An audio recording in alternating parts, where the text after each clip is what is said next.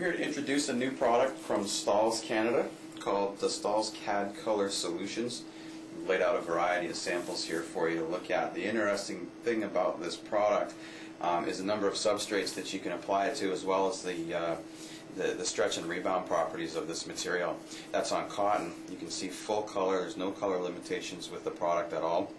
It's actually printed on a large format printer using a 4-color process. So again, you get a great range of detail in your graphics.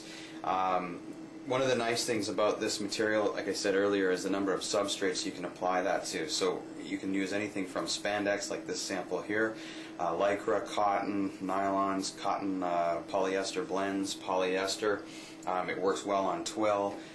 Here's a nylon sample. Again, you can see all kinds of color there. It looks great.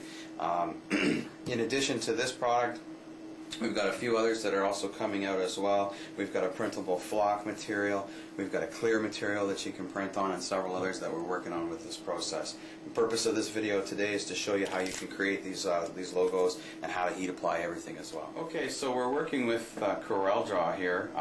We're also, as I mentioned earlier, we're printing on Roland large format printers using Roland VersaWorks software, which supports both Mac and Windows operating systems.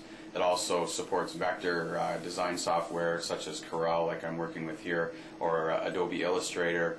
It also works well with Photoshop too, so you can use raster and vector images. One of the things though that you have to do if you're using vector art is to create cut lines so that the printer knows where to cut as opposed to printing. In order to do that, you have to add a color to your palette called Cut Contour, and then what happens is every time VersaWorks sees that color in your artwork, it will know that it's supposed to cut that line as opposed to print it. So to do that, this is Corel 12 that I'm working in. You just go to Tools and you go down to your palette editor, and under Custom Spot Colors you go to Add Color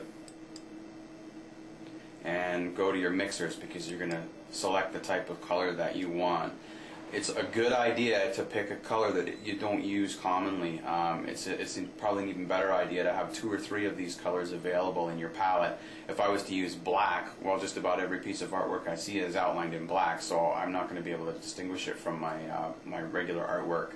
So I'd use something like maybe this yellow color here. It's going to stand out. So just click the color and then click Add to Palette, and then close your mixer and select the color here, and down at the bottom you want to rename the color, and you have to do this a specific way. It's case sensitive, and you're going to call the color Cut Contour, and it's capital C UT without a space, and then capital C again and the word contour, and then click OK. And you can see over here on my palette I have that color, and it's called Cut Contour.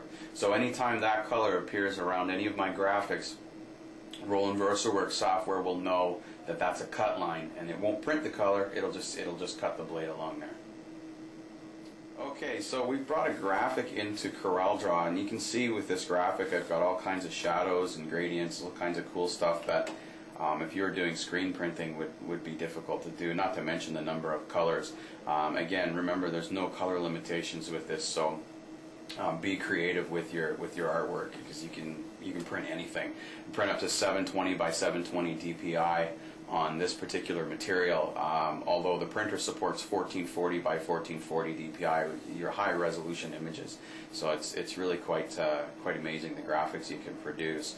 And if I zoom in here, I'll come in right tight, you can actually see I've put a contour line around this graphic.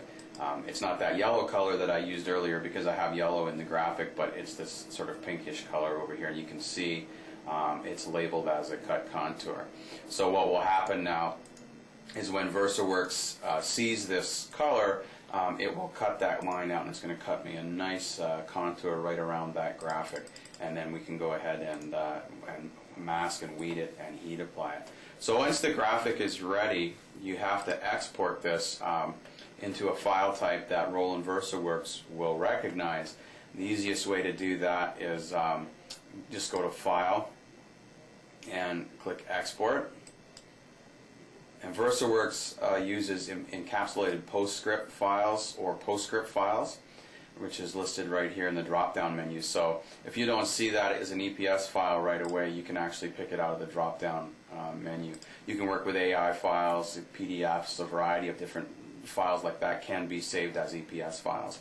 And just to make this easy to find, I'm just going to export it directly onto my desktop. So click Export. I've already got a copy of it there, but I'm just going to do it anyway so you can see, and click OK. And what happens now is it's just basically going to set that file out there on the desktop, and then when I open the Roland VersaWorks software, I can import that file and make whatever changes to it, lay it out, and nest the job and basically get it ready. Okay, so this is the Roland VersaWorks software we're working with here. We've saved our logo, we've put our cut line around it and exported it, so now we need to bring it into VersaWorks so we can set it up for printing. And that's exactly what VersaWorks is. It's a rip and print management software designed for use with Roland large format inkjet printers. This particular printer we're working with is the SP300V, which is a 30-inch inkjet printer that uses 4-color CMYK process.